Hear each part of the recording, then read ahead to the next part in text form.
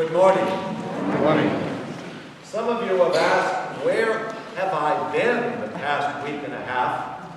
And it's been a combination of visiting friends and relatives, mostly in the New England area, but also somewhat business on my part. We have a couple that many of you know from the 11 o'clock service, Megan Thomas and Chris Supino, who has been faithfully coming for years now, attended the Inquirer's class and were confirmed by the bishop recently. And they finally decided to tie the knot. And for the first time in my ministry, they decided upon having their marriage at a destination point.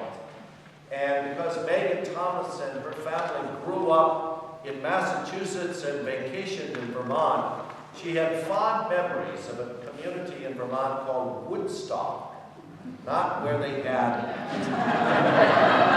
This is Woodstock, Vermont, and it was lovely. So Laura and I drove up there, and on our way up stopped and visited the Hershey factory in Hershey, Pennsylvania, which I highly recommend.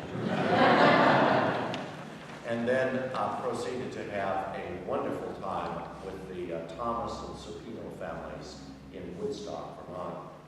It is, however, very nice to be back. Let me tell you something. The fall right now in Richmond, Virginia surpasses the fall that we experienced in New England. So we are blessed to have such a beautiful day today, and it promises to be a beautiful week ahead of us as well. You know, when I preach, I try to preach on one of the passages from Holy Scripture that are appointed for today. And it's normally the gospel passage, but today the first reading from the book of Job is so relevant to us that as great as the gospel passage is, it's a tremendous passage to preach from. I'm going to use selection from the 38th chapter of the book of Job. It is of great irony to me that today we have Rabbi Ben Romer from Congregation Orami, just down the street, come and talk to the adults at the adult forum. And Rabbi Romer, for those of you that were present for that wonderful presentation, told us about Jesus. And he did it in a wonderful way. Talked about, for example, the meaning of the Good Samaritan and what that implies for our lives today.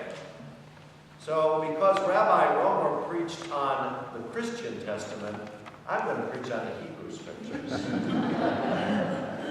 Kind of balances things out, doesn't it? I want to begin by saying that the book of Job, in all probability, is the very first writing that actually was composed by the Jewish scholars and by the Jewish rabbis. It certainly precedes the time when the story of the creation of the world in first Genesis was composed. The rabbis and the scholars inherited a question that even predated the formation of the Hebrew religion and faith. It is such an important question that peoples who weren't even remotely interested in Yahweh asked themselves. And that question is still as relevant for all of us, Jews, Christians, people of the faith of Islam, and anyone else, those who check the category nuns, N-O-N-E-S, still have this very central question to their lives. And that is, how did evil and how did pain and suffering enter into the world? particularly if you believe in God. How does a good and loving and just God allow the presence of evil and suffering in the world? That is the human question. And people like Harold Kushner has made a fortune talking about that and trying to get us to look at not why, but when. When bad things happen to good people. And it captures our imagination. We've talked about that book in classes here at St. Matthias and in every single Episcopal church I've ever served. And I dare say people in therapy, people who are not even remotely connected to organized religion, also raise that exact same question. If you're a follower of the psychologist Carl Jung, you'll know that that question of how does evil enter into the world is part of the collective unconscious of all human beings. It transcends time, it transcends culture, it transcends religion. And the book of Job was the Jewish attempt to describe how those questions not only arise, but how the other, namely Yahweh, answers those questions. And so the Jewish scholars inherited pieces of stories from other cultures in that Mediterranean area. And what they did was they put together a story of a human being named Job. Just arbitrarily selected that name, Job. And what they did was they portrayed Job as basically a very good human being. A righteous man, we would say. Job was a righteous man. And of course, in the beginning of the book of Job, if you're familiar with it or if you remember it at all, you remember that there's this kind of dialogue between the devil and God, somewhere up in the heavens somewhere. And the devil says, just let me tempt Job a little bit, so that his faith in Yahweh might be altered or even diminished altogether. It's like dueling banjos between God and Satan, just to see what Job is going to do. And so what happens in the book of Job is just fascinating. It captures our attention at any age. Children can read the book of Job and be awed by it, and elderly people like me can read the book of Job and just be captured by it still. So Job has 3 friends, and Job has made well of his life. What he's done is he's accumulated a family, and a good family, something that I don't think exists anymore, a functional family. And not only that, he has accumulated through hard and honest work many material goods and possessions. And finally, he's still healthy. He still has his physical health about him. So he has much to be grateful for, and he is grateful to Yahweh for all of that. He attributes that to Yahweh.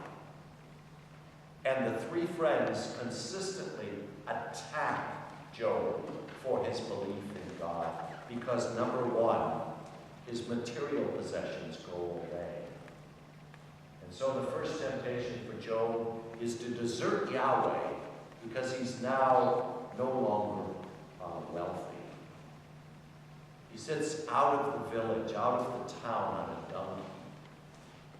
And then the second temptation that confronts Job is that his family experiences loss. And it's certainly not what it once was. And the second friend of Job says, how can you continue to believe in a loving God when your family is gone along with your wealth? And the third friend confronts Job with this notion of health. Because as you know, if you've read the book of Job, he develops boils of some sort on his skin. That's when you read the book of Job and get very uncomfortable. And Job continues to believe and posit his belief in a loving God. And Job goes through all of that along with some questions by a young man named Elihu. I don't know how Elihu worked his way into the text. But finally, Job says to God, I just want to ask you one question. Why have I suffered like this? You answer me that, Yahweh. Because I have, and I am a righteous man. And the truth of the matter is, Job has remained rather righteous. Why, God? You answer me that. And he keeps on pressing God and pressing God and pressing God until finally in the 38th chapter, out of the whirlwind, Yahweh answers him. But Yahweh doesn't answer him in the same way that Job wants him to. Yahweh shows his spine. Yahweh stands up for himself. And he says, look, Job. And he says this to us as well. Get your priorities straight. He says, where were you when I created the world? And after all, Job, you may be righteous, but who are you in the face of one who can create heavens and earth and stars? Can you do that? You answer me that, Yahweh says to Job. You tell me whether or not you think you're God or you're the center of the universe. Of course, the answer is apparent to Job. What Yahweh is saying once and for all is, if you want to see reality, if you want to be able to function yourself, you've got to understand this one essential truth. And that is, number one, there is a God. But number two, you are not God. Yahweh says, I am God. And I have some reasons for doing what I do, and they might remain mysterious, but that's the way it is. And if you want to be healthy, you'd better adjust to that reality. You'd better not make yourself the center of the universe. Now that message preaches not just in Jewish circles, but in Christian circles, in Islamic circles, and in non-even organized religious circles. If you want to be healthy, the human being has to come to grips with the fact that there is a God. God has reasons that sometimes reason cannot know. But enter into that reality and don't try to create your own. Otherwise, you're sick. Otherwise, your life is an ongoing series of dysfunctions. The ultimate reality that all human beings have to come to grips with is this existence. I mean vital, alive, moving existence of another. And that other we call God. And if that's not enough, one of the things that Job has to adjust to is the fact that in getting that relationship straight, in not putting the cart before the horse, then all of a sudden, his life becomes even more rewarding. Because at the end of the book of Job, things are restored to their former glory, if you will, of his life. His fortune is restored. His family becomes what was broken whole. And all the boils leave him. Once we get our relationship with God straight in our minds, in our hearts, and in our souls, then life has a way of working itself out. But if we don't, life is fraught with peril. And that's the truth. I suspect all of you are here this morning because you already at some level recognize that truth. That we cannot, as resourceful, as intelligent, as wealthy, as healthy as we might be, we simply cannot save ourselves. And we need God. And that's the truth. That's not only the sobering truth, that's the liberating truth as well. The liberating truth is, I don't have to be God. I don't have to pretend that I can save others as well as myself because God does that. I don't have to pretend anymore. I can live into the reality that I am made, and made in the image and likeness of a loving God, and therefore my life has meaning. My life has purpose and direction to it, although it may not be readily apparent. Not only that, it means that evil and suffering exist in a way that can be transformed into the power of miraculous healing. For those of you that have had cancer and survived it, you know exactly what I'm talking about. For those of you who have gone through perhaps messy relationships with children or even with spouses and have gotten on the other side of it because of your faith and have not resorted to bitterness and cynicism in your lives, you know what I'm talking about. You know that we live in a world in which the presence of God is inescapable for our health, for our well-being, indeed for our humanity. And that's my prayer, because we live in a time when that's all seemingly up for grabs. You know the statistic recently revealed in the front page of USA Today. Fewer people claim faith in Christianity than ever before, and there are fewer numbers of people that call themselves Protestants. Not that that in and of itself is the end of the world, but it indicates that we live in a world in which people's commitment and sense of who God is seems to be up for grabs. And it's creating an awful lot of turmoil and difficulty in our lives corporately. The people of faith have a built-in advantage, I think, to survive these times.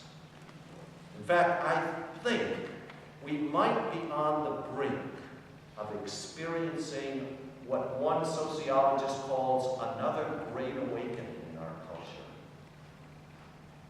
Diana Butler Bass has done an awful lot of research on this topic of religion and spirituality in America. And what she posits is that we're in the darkest of the dark periods right now in terms of our faith, in terms of our spirituality and the way that it's exercised, the way that it's lived out. But she says, stay in there, hang in there. Because after all, our biblical faith says, in the end, God wins out. And in the end, our culture will be transformed by a sense of spirit that is good and wholesome. In the darkest of the dark times, remember always, God is with us as long as we don't desert him. God is with us as long as we proclaim our faith in God. And God is with us, even though, like Job, we may have some answers that we ask God. And God says, hang in there. Life is mysterious, but like Aslan in The Lion, the Witch, and the Wardrobe, I'm still alive and at work. Amen. Now let us stand and say aloud together the Nicene Creed. Found out